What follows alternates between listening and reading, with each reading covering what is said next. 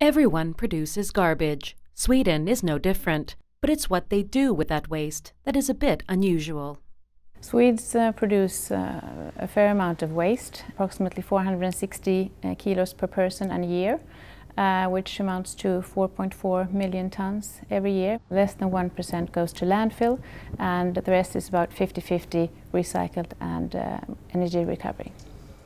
With recycling and sorting of garbage a way of life, Sweden is able to convert much of its waste into energy. With its 32 incineration plants, Sweden is considered the world leader in the field of waste to energy, or energy recovery. In Helsingborg, in the south of Sweden, about 40% of households get their district heating from garbage incinerated at the brand new Filborna plant. The waste that we use here comes from two main sources, the households and industrial waste.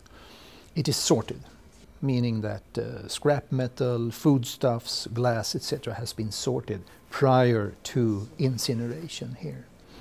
A good number to remember is that 3 tons of waste contains as much energy as 1 ton of fuel oil. So there's a lot of energy in waste. In Sweden we incinerate 2.2 million tons of household waste in these plants every year. Despite the millions of tons of garbage produced by the Swedes, the plants have an overcapacity.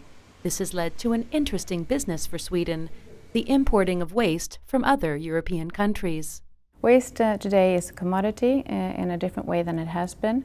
It's not only waste, it's a business. We import approximately 800,000 tons yearly. We sell a service. It's mainly Norway, the UK, Ireland, Italy.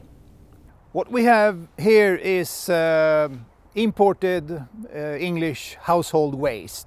Each one of these weighs about 700 kilos, which corresponds to 200-250 kilos of fuel oil in energy terms. So there's a lot of energy here.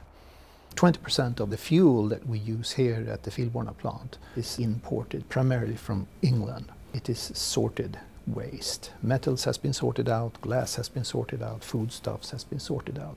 The English authorities, the English government is increasing taxes on landfills every year.